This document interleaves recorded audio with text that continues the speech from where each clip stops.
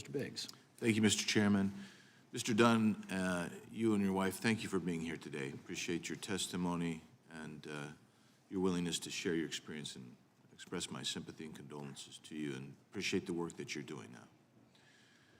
I want to just clear two things up briefly, though. The figures just cited by my colleague from Georgia are ports of entry only and do not reflect between ports of entry arrests for fentanyl transportation.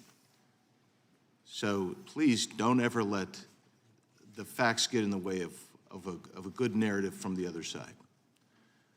Not only that, when the gentlelady from California said she supports an orderly system for legal migration, we have an orderly system for legal migration. That's why 1 million people are brought in legally every year. The numbers that you hear are between the ports of entry, because that's where CBP operates.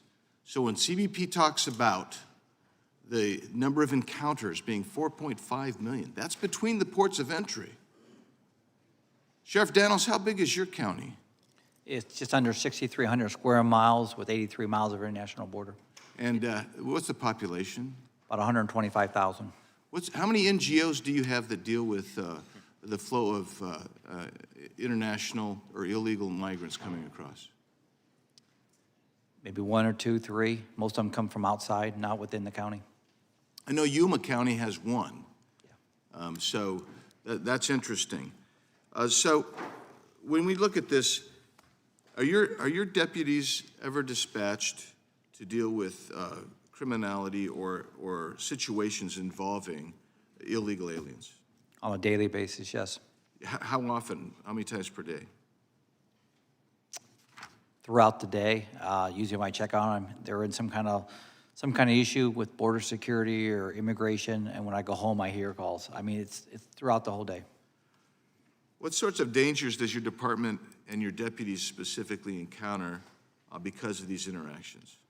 Well, the biggest thing we're addressing right now is out of the 1,578 people that came to my county, 1,500 were U.S. citizens coming down to commit international crime. Based on greed, they're getting paid $3,000 per person to drive them 3 hours north up to Phoenix, Arizona, in your neck of the woods, Congressman. It's a game of greed, but when they get in those cars, they pick them up along the highways, they take off at 100 and some miles an hour. That's resulting in death. It's putting my citizens in risk. We see it almost every day in my county, and that's been deadly for us.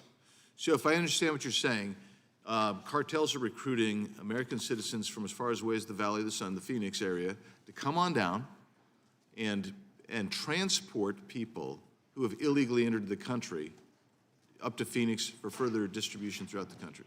Congressman, that's correct, but to take it one step further, from the United States, we get them from the Midwest, we get them from all over. We have a map where we get them from in our office.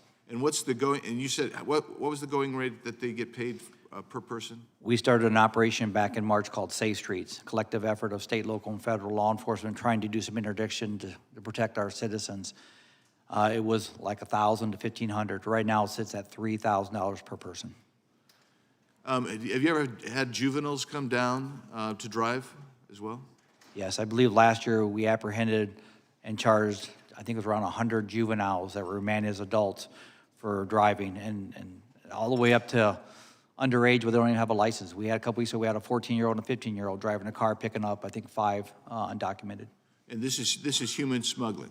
This is human smuggling, yes. You've given us some pictures that are up here on display. What are those pictures of? The picture on the right side of the white truck and the red car. The red car had a 16-year-old, 17-year-old, and I believe a 14-year-old, and they were down from the Pinal County area, which is up by Casa Grande, down here to pick up migrants, working with the criminal cartels and a scout. The car saw one of my deputy sheriffs, took off at a high rate of speed, hit the white car, and then crashed. All 3 were in critical condition, and then were ejected from that vehicle. And this other one? The other one was a vehicle out of Phoenix. It was a stolen vehicle that was in one of our business areas in a business parking lot. The Border Patrol saw them. They took off at a high rate of speed, got into a pursuit. It rammed the Border Patrol agent, the unmarked car, and they were apprehended with illegals. There's so much more to talk about. I'm sorry I'm out of time. Thank you for being here, Sheriff Daniels. Gentleman's time